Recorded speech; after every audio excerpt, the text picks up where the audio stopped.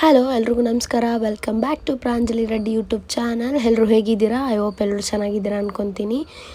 ಇವತ್ತು ನಾನು ಮಾರ್ನಿಂಗ್ ಬೇಗ ಎದ್ದು ಸ್ವಲ್ಪ ರೆಡಿ ಆಗಕ್ಕೆ ಹೊರಟೆ. ಯಾಕಂದರೆ ಇವತ್ತು ನಾವು ತುಮಕೂರು ಸಿದ್ಧಗಂಗಾ ಮಠಕ್ಕೆ ಹೋಗೋಣ ಅಂತ ಪ್ಲ್ಯಾನ್ ಮಾಡಿದ್ದು. ಬಿಕಾಸ್ ನನ್ನ ಫ್ರೆಂಡ್ ಮನೆಗೆ ಬಂದಿದ್ಲಲ್ವ, ಸೊ ಅದಕ್ಕೆ ಪ್ಲ್ಯಾನ್ ಮಾಡಿ ಹೋಗೋಣ ಅಂದ್ಕೊಂಡ್ವಿ. ಅವಳು ಕೂಡ ಫಸ್ಟ್ ಟೈಮ್, ಆದರೆ ನಾನು ಹೋಗ್ತಾ ಇರೋದು ಸೆಕೆಂಡ್ ಟೈಮ್ ಹೋಗ್ತಾಯಿದ್ದೀನಿ. ಸೊ ರೆಡಿ ಆಗ್ತಾಯಿದ್ದೀವಿ. ಮುಂಚೆ ಬಸ್ಸಲ್ಲೇ ಹೋಗೋಣ ಅಂದ್ವಿ, ಆಮೇಲೆ ಟ್ರೈನು ಟೈಮ್ 11 o'clock ಇದೆ ಅಂತ ಹೇಳಿದ್ರು. ಬಟ್ ನಾವು ಎದ್ದೇಳೋದೇ 9:30 ಆಗಿತ್ತು. ಬಟ್ ಆಗಲಿಲ್ಲ ರೆಡಿ ಆಗೋಕ್ಕೆ. ಸೊ ಅದಕ್ಕೆ ಪರವಾಗಿಲ್ಲ ಬಸ್ಸಿಗೆ ಹೋಗೋಣ ಅಂತ ರೆಡಿ ಆಗೋಕ್ಕೆ ಹೊರಟೆ. ನಾನು ಮೊದಲು ರೆಡಿ ಆದೆ.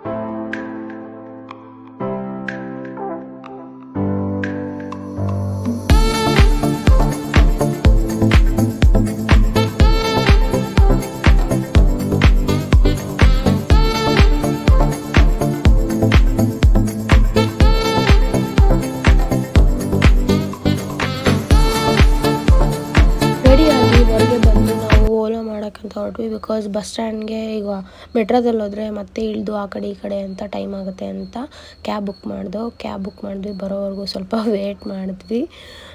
ಬಂದ ತಕ್ಷಣ ನಾನು, ನನ್ನ ಫ್ರೆಂಡು, ನಮ್ಮ ಅಕ್ಕ ಎಲ್ಲರೂ ಹೋಗಿ ಈಗ ತುಮಕೂರು ಮಠಕ್ಕೆ ವಿಸಿಟ್ ಕೊಟ್ಟು ಅಲ್ಲಿ ಫಸ್ಟ್ ಎಂಟ್ರೆನ್ಸ್ಗೆ ಕಾಲೆಲ್ಲ ತೊಳ್ಕೊಂಡು ಒಳಗಡೆ ಹೋದ್ವಿ. ಅಲ್ಲಿದೆಲ್ಲ ಇಲ್ಲಿ ಏನೇನು ವ್ಯವಸ್ಥೆ ಮಾಡಿದ್ದಾರೆ ಅದು ಯಾವುದೂ ನೋಡೇ ಇರಲಿಲ್ಲ ಟೈಮ್ ಹೋದಾಗ.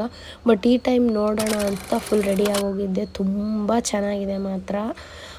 ಈ ಕಡೆಯಿಂದ ನಾವು ಎಂಟ್ರೆನ್ಸ್ಗೆ ಹೋಗಿ ಫಸ್ಟು ಗದ್ದುಗೆಗೆ ಬಂದ್ವಿ. ಗದ್ದುಗೆ ನೋಡಿಕೊಂಡು ದರ್ಶನ ತೊಗೊಂಡಾದ್ಮೇಲೆ ನಾವು ಮೇಲೆ ಹೋಗೋಣ ಅಂತ ಪ್ಲ್ಯಾನ್ ಮಾಡಿಕೊಂಡು, ಸೊ ಅದಕ್ಕೆ ಮೇಲೆ ಹೋಗೋಣ ಅಂತ ಹೋದ್ವಿ. ಈಗ ಫಸ್ಟು ಗದ್ದುಗೆ ಒಳಗೆ ಹೋಗಿ ದರ್ಶನ ತೊಗೊಂಡು. ತುಂಬ ರಶ್ ಇತ್ತು ಇವತ್ತು. ಏಕೆಂದರೆ ಮೊದಲೇ ಜಾತ್ರಾ ಟೈಮ್ ಬಂದಿದೆ. 1 ವೀಕ್ ಪೂರ್ತಿ ಜಾತ್ರೆ ನಡೆಯುತ್ತೆ ಅಲ್ಲಿ. ಎಲ್ಲ ವ್ಯವಸ್ಥೆ ಮಾಡ್ತಾಯಿದ್ರು, ತುಂಬಾ ಅರೇಂಜ್ಮೆಂಟ್ ಇತ್ತು ಅಲ್ಲಿ. ಒಳಗಡೆ ಹೋಗಿ ಫಸ್ಟು ವಿಭೂತಿ ಹಚ್ಕೋಬೇಕಲ್ವಾ. ವಿಭೂತಿ ಅಂದರೆ ನಂಗೆ ತುಂಬ ಇಷ್ಟ. ಬಟ್ ಇಲ್ಲೂ ಇತ್ತು. ಬೆಳಗ್ಗೆ ಹಚ್ಕೊಂಬಂದಿದ್ದೆ, ಬಟ್ ಅಷ್ಟು ಕಾಣಿಸಿರಲಿಲ್ಲ. ಅದು ನಾನು ಎಲ್ಲೋ ಇರುತ್ತಲ್ವ ಅದು ಹಚ್ಚೋದು. ಬಟ್ ಇಲ್ಲಿ ವೈಟ್ ಇದೆ. ವೈಟ್ ಹಚ್ಕೊಂಡು ನಾವು ದರ್ಶನ ತೊಗೊಂಡೆ.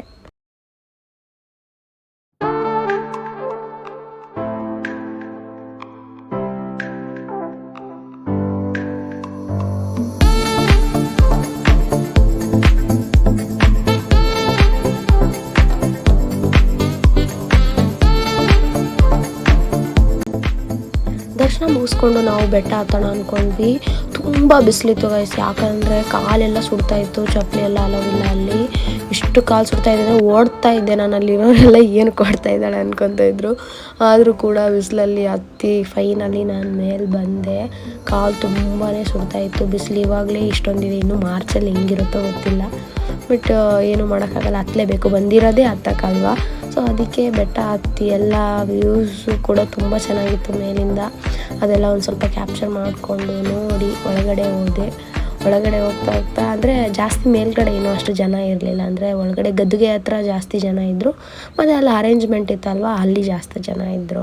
ಅದಾದಮೇಲೆ ಮೇಲೆ ಬಂದರೆ ಜಾಸ್ತಿ ಜನ ಏನು ಇರಲಿಲ್ಲ.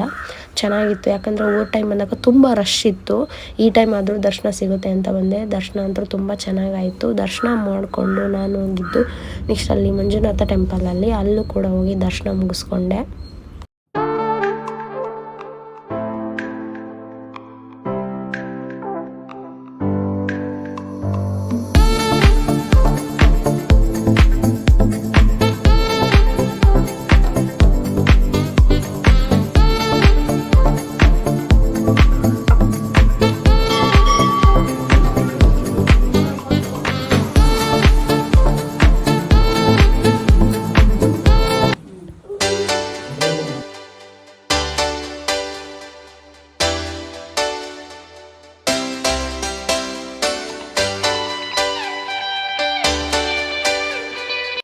ನಂತರ ಕುಂಕುಮ ಎಲ್ಲ ತೊಗೊಂಡು ಹೊರಗಡೆ ವ್ಯೂ ಚೆನ್ನಾಗಿರುತ್ತಲ್ವ ನೋಡೋಕ್ಕೆ, ಬಿಸಿಲೆಲ್ಲ ಇತ್ತು. ಸೊ ಅದಕ್ಕೆ ಬಂದು ನೋಡಿ ಹೊರಗಡೆ ವ್ಯೂ ಯಾವ ಥರ ಇದೆ ಅಂತ.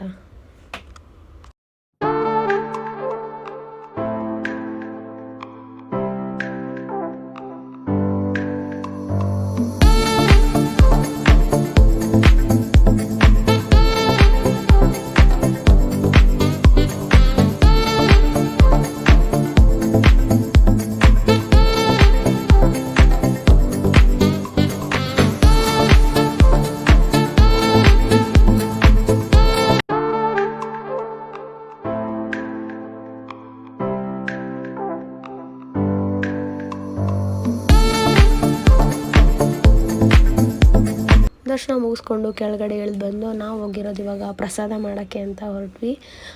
ಮೇನ್ ಏನೇ ಅಲ್ಲಿ ನೋಡದೇ ಇದ್ದರೂ ನಾವು ಮೇನ್ ಪ್ರಸಾದ ತೊಗೊಳ್ಬೇಕಲ್ವ. ಸೊ ಅದಕ್ಕೆ ಪ್ರಸಾದಕ್ಕೆ ಅಂತ ಹೋದ್ವಿ. ಅಲ್ಲಿ ಎಲ್ಲ ಏನೇನು ಸ್ಟೋರ್ ಮಾಡಿಟ್ಟಿದ್ರಲ್ವ ಅಕ್ಕಿ ದವಸ ಧಾನ್ಯಗಳನ್ನ, ಅದೆಲ್ಲ ನೋಡಿ ತುಂಬ ಖುಷಿ ಆಯಿತು. ಯಾವ ಥರ ಮತ್ತು ಅಲ್ಲಿ ಯಾವುದೇ ರೀತಿ ಕೆಲಸಗಾರ ಅಂತ ಇಲ್ಲ, ಅಂದರೆ ಭಕ್ತಿಯಿಂದ ಸೇವೆ ಮಾಡೋಕ್ಕೆ ಬಂದಿರೋರೆ ತುಂಬ ಜನ ಇದ್ದರು.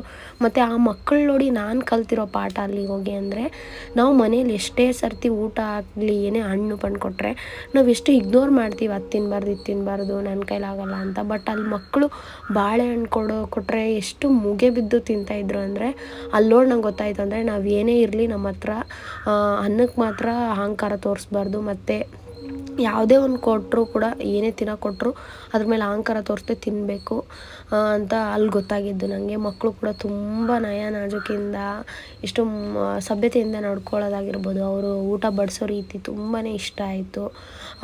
ಒಂದು ಹುಡುಗ ಲೈಕ್ ಮುಂಚೆ ಚಿಕ್ಕವನಿಂದ ದೊಡ್ಡವರಾಗೋವರೆಗೂ ಚೆನ್ನಾಗಿ ಬೆಳಿಬೇಕಂದ್ರೆ ಆ ಮಟ್ಟದಲ್ಲಿ ಬಿಡಬೇಕು ಅನ್ನೋದು ಒಂದು ಅರ್ಥ ಆಯಿತು. ನಂತರ ಪ್ರಸಾದ ಮುಗಿಸ್ಕೊಂಡು ಹೊರಗಡೆ ಹೊರಟ್ವಿ. ಅಲ್ಲಿ ದನಗಳ ಜಾತ್ರೆ ನಡೀತಾ ಇತ್ತಲ್ವ. ಸೊ ಅದನ್ನು ತುಂಬ ದಿನ ನೋಡೇ ಇರಲಿಲ್ಲ. ಅದೊಂದು ಸ್ವಲ್ಪ ಡಿಫ್ರೆಂಟ್ ಹಸುಗಳು ಬರುತ್ತೆ, ನಮ್ಮ ಕಡೆ ಹಸುಗಳು ಸ್ವಲ್ಪ ಚೇಂಜ್ ಇರುತ್ತೆ, ಈ ಕಡೆ ಕೊಂಬು ಸ್ವಲ್ಪ ಡಿಫ್ರೆಂಟ್ ಇರುತ್ತೆ. ಅದನ್ನು ನೋಡೋಕ್ಕೆ ಅಂತ ಬಂದೆ. ತುಂಬ ಚೆನ್ನಾಗಿತ್ತು, ತುಂಬ ದನಗಳ ರಾಶಿನೇ ಇತ್ತು ಅಲ್ಲಿ. ಅದನ್ನೆಲ್ಲ ನೋಡಿಕೊಂಡು ಆ ಕಡೆ ಮತ್ತು ಅಲ್ಲಿ ಬಾಯ್ಸ್ ಹಾಸ್ಟೆಲ್ಸ್ ಆಗಿರ್ಬೋದು ತುಂಬ ವ್ಯವಸ್ಥೆ ಮಾಡಿದ್ದಾರೆ. ಅದು ಕೂಡ ನಾನು ನೋಡಿರಲಿಲ್ಲ. ಅಂದರೆ ಸಿದ್ಧಗಂಗಾ ಸ್ವಾಮಿಗಳು ಇರಬೇಕಾದ್ರೇ ತುಂಬ ವ್ಯವಸ್ಥೆಯನ್ನು ಮಾಡಿದರು. ಆ ವ್ಯವಸ್ಥೆ ನಾವು ನೋಡೇ ಇರಲಿಲ್ಲ ಮುಂಚೆ ಹೋದಾಗ ಕೂಡ. ಅದನ್ನು ನಾನು ನೋಡೋಣ ಅಂತ ಹೊರಟೆ. ಬಿಕಾಸ್ ನನ್ನ ಫ್ರೆಂಡು ಕೂಡ ಫಸ್ಟ್ ಟೈಮ್ ಅಲ್ವಾ, ಎಲ್ಲನೂ ನೋಡಲಿ ಅಂತ ಸ್ವಲ್ಪ ಲೇಟ್ ಆದರೂ ಪರವಾಗಿಲ್ಲ ಅಂತ ನೋಡೋಕೆ ಹೊರಟ್ವಿ. ಎಲ್ಲ ಕೂಡ ತುಂಬ ಚೆನ್ನಾಗಿತ್ತು. ಅಲ್ಲಿರೋ ಜನಗಳಾಗಿರ್ಬೋದು ಎಲ್ಲ ತುಂಬ ಪ್ರೀತಿಯಿಂದ ಮಾತಾಡಿಸ್ತಾರೆ, ಚೆನ್ನಾಗಿತ್ತು. ಏನೋ ನಾವು ವೀಡಿಯೋ ಮಾಡ್ಕೊತೀವಿ ಅಂದ ತಕ್ಷಣ ಪರವಾಗಿಲ್ಲ ಮಾಡಿ ಆ ಥರ ಮಾತಾಡ್ತಾಯಿದ್ರು. ತುಂಬ ಖುಷಿ ಆಯಿತು ಅಲ್ಲಿನ ಜನಗಳು ನೋಡಿ.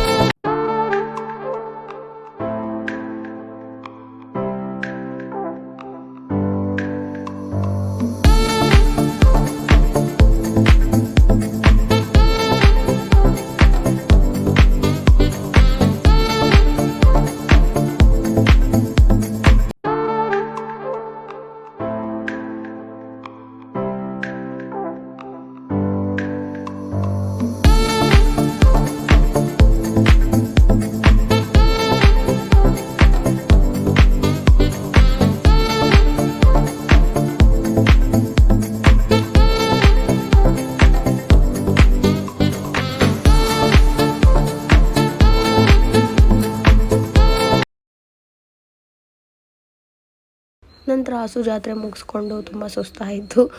ಕಬ್ನಲ್ಲಿ ಕುಡಿಯೋಣ ಅಂತ ಬಂದ್ವಿ. ಬೇರೆ ಏನು ಜಂಕ್ ಫುಡ್ ತಿನ್ನೋಂಗಿಲ್ವಾ, ಬಿಕಾಸ್ ತುಂಬ ಮೊದಲೇ ಹೆಲ್ತ್ ಹಾಳಾಗಿತ್ತು. ಅದಕ್ಕೆ ಕಬ್ನಲ್ಲಿ ಕುಡಿಯೋಣ ಅಂತ ಬಂದೆ. ಆಲ್ರೆಡಿ ನಂಗೆ ಡಸ್ಟಿಗೆಲ್ಲ ತುಂಬ ಮೂಗು ಬ್ಲಾಕ್ ಆಗ್ತಾಯಿತ್ತು, ಆದರೂ ಕೂಡ ಬಂದಿದ್ದೀನಲ್ವ, ಕುಡಿಲೇಬೇಕು. ಅದಕ್ಕೆ ಕುಡಿದ ತಕ್ಷಣ ನಾನು ರೈಲ್ವೆ ಸ್ಟೇಷನ್ಗೆ ಹೋದ್ವಿ. ರೈಲ್ವೆ ಸ್ಟೇಷನ್ಗೆ ಹೋಗಿ ನಾವು ಬೆಂಗಳೂರು ಕಡೆ ನಮ್ಮ ಪಯಣ ಬೆಳೆಸಿದ್ವಿ. ಇದಾಗಿತ್ತು ನನ್ನ ಈ ದಿನ ವ್ಲಾಗ್. ಹೆಚ್ಚಿನ ವ್ಲಾಗ್ ಆಗಿ subscribe to Pranjal Reddy YouTube channel ಅಂತ ಹೇಳ್ತಾ ಎಲ್ರಿಗೂ ಥ್ಯಾಂಕ್ ಯು ಫಾರ್ ವಾಚಿಂಗ್.